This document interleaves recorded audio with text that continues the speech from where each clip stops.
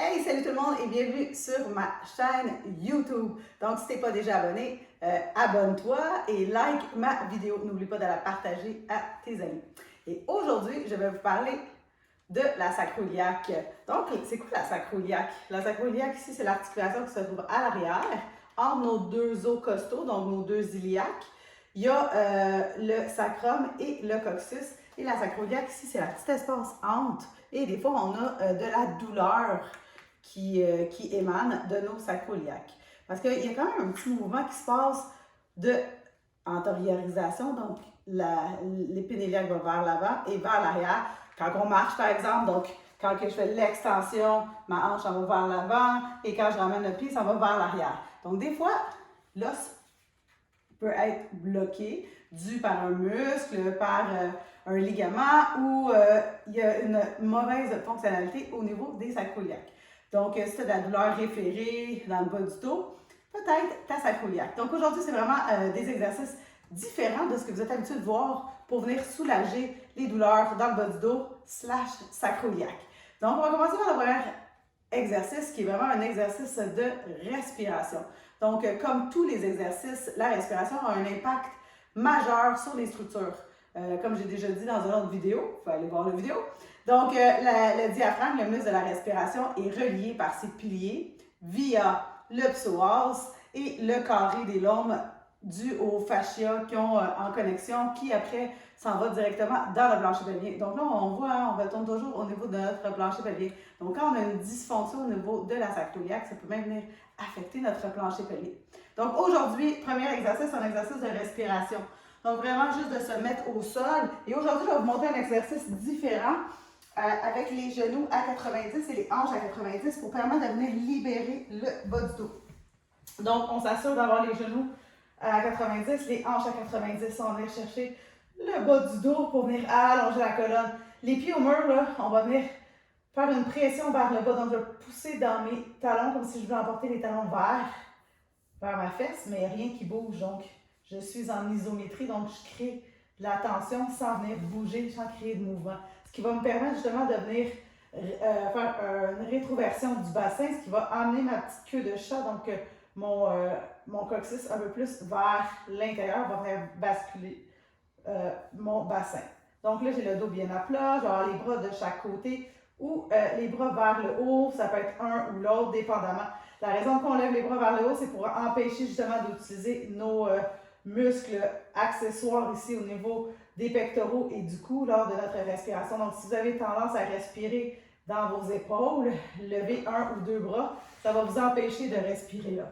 Donc là, pour aujourd'hui, je vais mettre les deux mains de chaque côté, j'ai le dos bien à plat et je vais respirer latéralement. Je vais inspirer et je vais expirer doucement en ramenant les côtes vers l'intérieur et vers le bas pour se refermer doucement. Je vais inspirer, créer de l'espace dans ma cage thoracique. Et je vais expirer doucement en suivant le mouvement de ma respiration. C'est super important de respirer par le nez et d'expirer par la bouche pour permettre justement cette expansion thoracique. On veut redonner du mouvement ici au niveau de notre cage thoracique.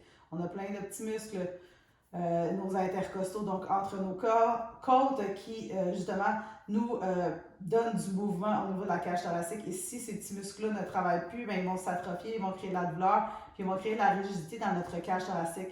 Donc, si on manque de mouvement au niveau thoracique, on va venir chercher le mouvement ailleurs et on va chercher notre mouvement dans notre bas de dos ou dans notre cou. Donc, c'est super important de préserver notre mobilité thoracique. Donc, ça, c'est le premier exercice, la respiration. Donc, on respire et ça va nous permettre justement de venir libérer le bas du dos via les structures et les piliers du diaphragme. Donc, notre deuxième, ça va être avec une petite balle. Donc, on va venir déposer la balle tout autour de notre coccyx ici pour venir libérer justement les tensions ou les attaches musculaires qui s'y trouvent. Donc, sur le dos, je vais venir déposer la balle. Puis là, je vais à peu près doucement. Je regarde si j'ai la tension ou j'en ai pas. Je peux bouger la balle en haut, en bas. Je pourrais même ouvrir et fermer si c'est disponible pour moi aujourd'hui. Des fois, ça peut être un petit peu intense ici de venir ouvrir ou fermer, ou sinon je peux juste rester et laisser fondre. Et après ça, hop, je peux aller à un autre spot, puis regarder comment c'est, vraiment allonger la jambe. Donc je fais vraiment les mouvements qui sont disponibles pour moi, puis d'une personne à l'autre, c'est différent. Je pourrais même venir déposer la balle à la base de mon dos, de part et d'autre de la colonne vertébrale, pour juste peut-être venir relâcher aussi les muscles dorsaux. Donc comme je parlais tantôt, le carré des lombes, son attaché là dans les dernières vertèbres lombaires. Donc peut-être que là, vous avez besoin aussi d'aller relâcher. Ça peut se faire également avec un foam roller, sauf que c'est moins spécifique. Donc si on veut travailler des points spécifiques, c'est mieux avec la balle. Sinon, si on veut faire un travail plus d'ensemble ou si on veut travailler plusieurs structures en même temps, on peut prendre le foam roller. Donc ça, c'est mon deuxième. Mon troisième, ça va être un pont avec le ballon. Donc, je suis en position du pont, je me mets au sol et je vais expirer, je vais pousser dans les talons et je vais venir pousser mes deux genoux ensemble, toujours en essayant d'allonger ici mon fémur, de pousser mon genou vers l'avant, de garder mon pubis neutre. Je vais maintenir ici quelques respirations et doucement je vais redescendre. Je peux faire ça quelques fois. La plupart du temps, je vais plus avec un timer, genre de 2 minutes. Je vais faire ça pendant 2 minutes pour ne pas rusher dans l'exercice, mais pour pouvoir vraiment ressentir. Je vais rester ici, peut-être 3 respirations, en allongeant toujours un petit peu plus, en squeezant un peu plus le ballon.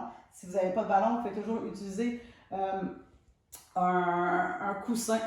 Après ça, l'autre d'après, je vais aller faire la mobilisation dans la sacro-iliaque. Donc, on sait que la sacro-iliaque, un côté antériorise, donc va vers l'avant, un côté va vers l'arrière. Donc, on va venir faire la même chose ici. Donc, je vais avoir les genoux à 90.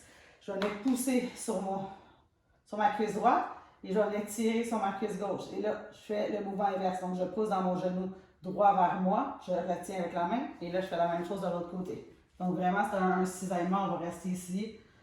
Quelques respirations.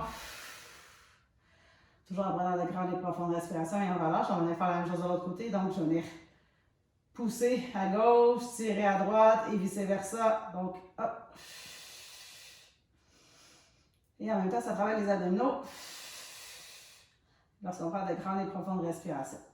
Et le dernier, et non le moindre, avec une bande élastique très rigide ou avec une ceinture qu'on va venir déposer juste en haut des genoux. On va retourner cette fois-ci dans notre pont. On va venir faire l'inverse. Donc, toujours le dos bien à plat. On va pousser dans les talons. Et là, cette fois-ci, je vais mettre de la résistance vers l'extérieur. Là, je ne lève pas trop. Je veux vraiment toujours avoir mon pubis neutre et carré. Donc, je ne veux pas avoir un côté ou l'autre qui bouge. Vraiment, je suis carré et je vais rester ici en faisant cette abduction-là, en poussant vers quelque chose de rigide, soit une ceinture. Et ici, mon élastique est très, très, très rigide. Je vais maintenir et je peux resetter doucement et recommencer quelques fois. Donc, ça va venir redonner du mouvement au niveau de nos os. Comme j'expliquais, sacro-iliaque, donc qui bouge antérieur, postérieur. Et il y a quand même un petit mouvement de translation droite-gauche. Donc, c'est comme si on venait faire un ajustement au niveau de notre sacro-iliaque. Donc, vous allez voir, c'est vraiment des exercices différents que vous êtes habitués de voir parce qu'on veut travailler différemment. Donc, c'est vraiment des exercices de mobilisation pour redonner du mouvement dans notre sacro-iliaque. Donc, si vous avez aimé aujourd'hui la vidéo, n'oubliez pas de la partager et n'oubliez pas aussi de me dire quelles sortes de vidéos vous aimeriez que je vous partage. Donc, sur ce, je vais vous souhaiter une excellente journée et on se reparle bientôt. Ciao, ciao!